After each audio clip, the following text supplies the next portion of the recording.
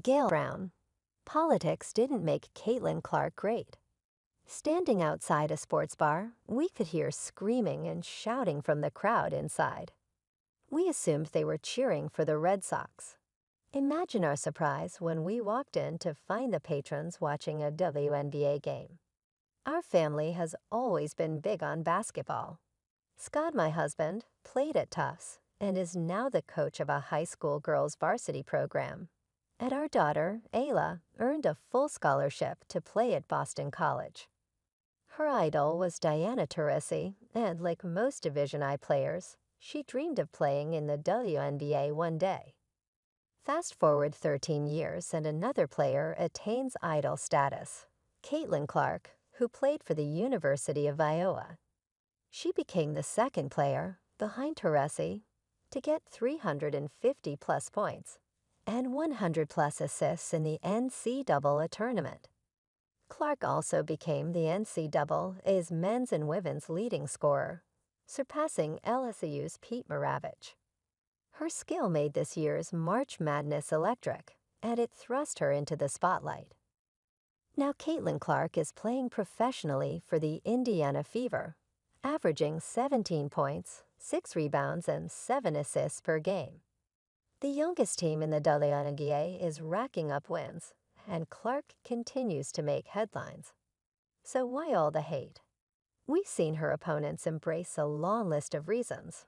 To start, the 22-year-old is making millions of dollars on endorsements, wounding her rivals' egos and enraging those less successful. It's pure jealousy, and it is nothing new to the game. Then there's the race card. Some argue Clark is more marketable because she's white in a sport populated by black athletes. Clark has even been targeted on the court. Angel Reese, her arch rival from the Chicago Sky, gave Clark an intentional whack to the head during a block attempt. Reese got a flagrant foul, and after the game claimed the Fever unfairly got more foul calls than the Sky. "I guess some people got a special whistle," she complained. Others take it a step further, noting she's heterosexual in a league where nearly 40% of the players are openly gay. Some have even invoked Clark's devout Catholicism as a reason to hate her. Like most people, I'm left wondering why any of these matter. It doesn't impact the game. Basketball is about competition and skill.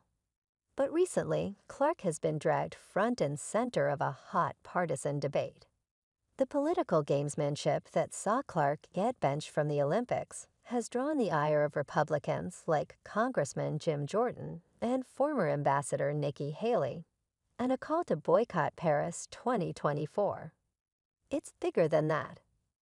Our society has become fixated on women's sports, but not because of the talent of athletes like Caitlin Clark. No, it has been since trans swimmer Lia Thomas won the NCAA Division I National Championship in 2022.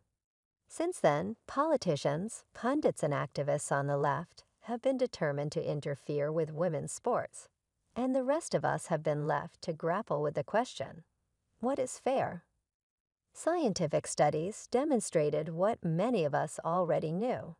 Men and women have different physiological traits and compete differently. One is not better than the other or more deserving of recognition. We need to provide an environment for both to thrive and compete at the level of athletes like Caitlin Clark. For several decades, we have seen opportunities in women's sports grow as a result of Title IX. Schools have been required to provide equal opportunity to compete in athletics.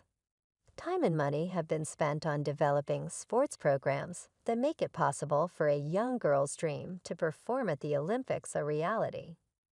Now we are staring down the barrel of new legislation designed to protect the competitive environment fostered over the past few decades. Yes, I am one of the first to say government regulation often deters competition. However, when it protects fairness, it can be a victory for decades more to come. Removing politics from the court will put the focus back on the athletes. Rookie point guards like Caitlin Clark will make headlines because she is a great player, not because she is at the center of a culture war. And leagues like the WNBA can continue, especially as Clark's fans are willing to spend more than $300 for a ticket and drive viewership to levels not seen in 3 decades. Caitlin Clark is a household name, and as her talent continues to achieve star status in the WNBA, the league will continue to grow.